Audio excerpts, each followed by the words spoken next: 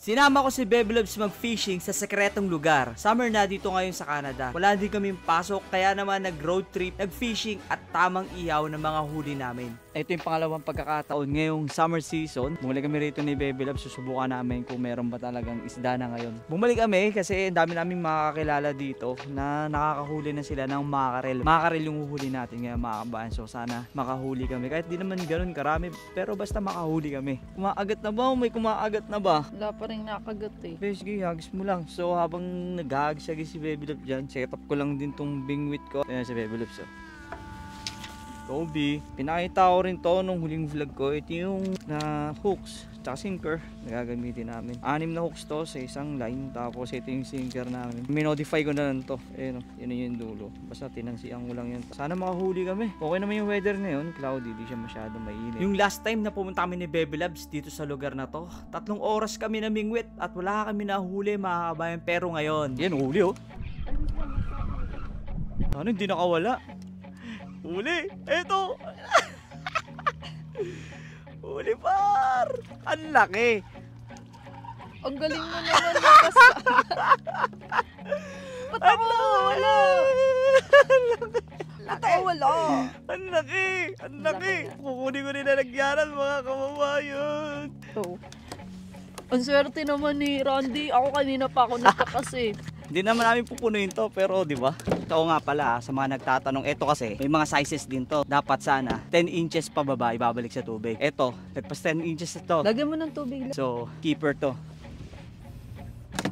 Mamaya lalagyan ko ng tubig mamaya. Eh, grabe naman yung reaction ko doon. Tuwa lang ako mga kabayan kasi yung last time nga na pumunta kami wala talaga nahuli. Si Bebe Loves naiinggit. Video mo ako, babe. Nakahuli na po si Bebe Loves mga kababayan. Tignan natin kung ilang piraso to. Oh my God, hindi lang to isa. Uy! Oh, dalawa! Ay, dalawa! So, Laki! Let's go! ang laki pareho! Thank you, Lord. Size yan, B. Malaki. Malaki na yan. Pwede Dalawa na to, B. Sa'yo, isa lang. Ang galing mo. Ikaw na magtatanggal niyan. Ikaw na, B. Ako nga nagtanggal kanina eh. Ikaw na. Galing oh. Dalawa Galing yan. Let's go. Ilang buwan din ang hinintay namin ni Bebe Loves para mag-fishing. Kaya ganito na lang yung saya namin. Kakasimula lang ng fishing season ng makarel. Kahit papano, nag-expect kami ng medyo marami kaming mahuli ngayon. At eto na nga, sunod-sunod. Grabe, ang laki oh. Kahit nga ako, nagulat kasi malalaki yung mga nahuhuli namin. Keepers lahat, mga kababayan. Ang laki.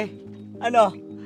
Oo nga pala ha, di basta huli lang ng huli dito. Kasi may mga rules din na dapat sundin sa mackerel fishing. Dapat sana kung undersized o 10 inches pababa yung size ng isda, pakawalan o ibalik sa tubig. At 20 pieces per person lang sana, dapat daily. Walang maliliit yan mga par, binabalik namin pag maliliit. Di kami professional o magaling sa paghuli ng isdang to. Pero tip lang po, diskarte kasi namin ni Bebe Loves, dapat nasa fishing spot na kami 1 hour before ng high tide. Tingin lang namin na nasabay yung mga isda sa pagngangat ng tubig.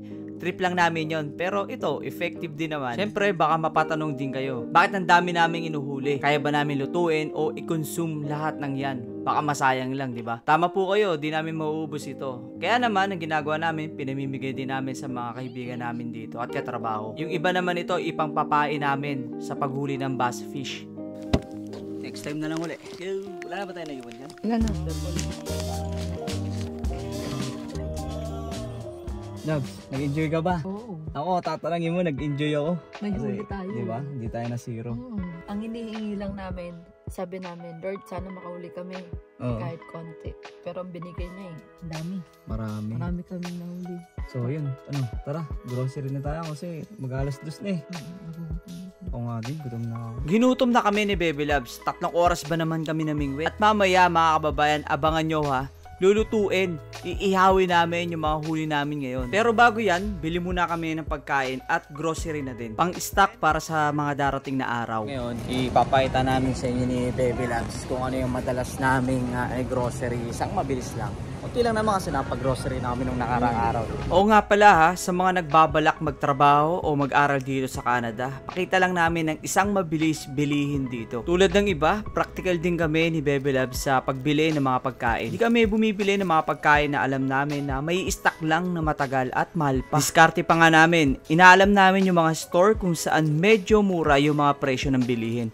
Kasi tulad din sa ibang lugar, tumataas na rin yung bilihin dito. Pero alam nyo pagdating sa pagkain, hindi namin tinitipid ni Bebe Loves yung mga sarili namin. Hindi naman kami nagre-reklamo sa sitwasyon namin dito, pero sinishare ko lang. Hindi mo rin gaano mamimiss yung mga pagkain sa Pinas kasi kahit papano, meron kang mabibili dito. Mula sa toyo, suka, noodles, at marami pang iba. Syempre, medyo mahal kasi imported na sila dito sa Canada. At eto nga mga kababayan, yung favorite kong kape sa Taiwan. Nag-Taiwan din kasi ako. Ito yung lagi kong iniinom, yung nasa Taiwan pa ako, Mr. Brown, mga babayan, product ng Taiwan yan. At ito mga merienda mula pa sa Pilipinas. At good luck nga pala sa mga babayan natin na nagbabalak pumunta rito sa Canada. Kaya niya mga babayan.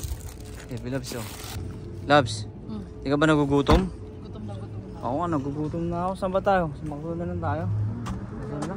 Tara, let's go. Siguro nangingi siya ng pagkain doon sa mama o papa niya. So ito, kain na lang muna kami ni Bebe Loves kasi medyo nagugutom talaga kami. Anong oras na, Loves? Alas 3 na. Anong oras namin ngayon? Ngayon lang kami kumain ng tanghalian. Anong oras pa yung hingkain namin ito? Uwi na nga kami, biyahe pa kami ng 30 minutes. Ganito talaga rito sa lugar namin, medyo malayo yung mga grocery. At ito na nga, pag-uwi, iihawin namin yung mga isda. So ito na nga mga babae, no? Pagod na. Magluluto pa kami. May ihawin kami. Kasi kagabi, binigyan kami ng katrabaho namin ito. Bass fish yan, mga kababayan. Iihawin namin to. Hindi na natin palalamanan to, no? Sausawan na lang gagawin natin. Lagyan ng Lemon sa loob. Oh, lalagyan daw ng lemon ni Bebe Loves. At eto na nga pala, no? Yung huli namin. Yan. Hindi ko alam kung trip din ni Bebe Loves mag-ihaw ng ganun. Ayan, tapos, ano lang. Hello, bo. Ayan pa, At eto na nga, piprepare ko na yung iyawan namin. Dito kami mag-iihaw ni Bebe Loves sa labas ng bahay. At habang nag-iihaw nga kami ng huli namin, isda, mga kababayan, kukwento ko lang sa inyo. Isa sa mga plano namin sa buhay ni Bebe Loves. Alam nyo ba na nagbabalak na kami na mag-move out o lumipat ng apartment just to give a chance to others naman to enjoy cheap apartment rental.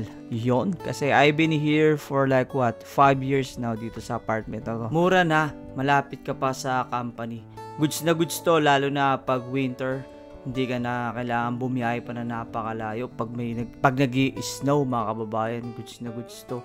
At syempre nagbabalak nga kami na lumipat ni Bebe Loves kasi nga may plano rin kami na mag-business ng onte. Kung ano yon, kung anong business yon, sana masuportahan nyo kami mga kababayan. At syempre sa mga kababayan namin na nagbabalak nga pumunta dito sa Canada, magbakasyon o magtrabaho, samahan nyo kami. Abangan nyo sa mga susunod na vlog ang mga kababayan kasi for sure magbablog kami na maghahanap kami ng bahay ni Bebe Loves. Kung kailan o saan, hindi pa namin alam. Hindi ko pa sure. Pero nakasigurado lang kami mga kababayan na i-enjoy namin itong inihaw naming isda. At sana na-enjoy nyo itong short vlog namin mga kababayan. Sa next vlog lang, stay safe, God bless, and God first!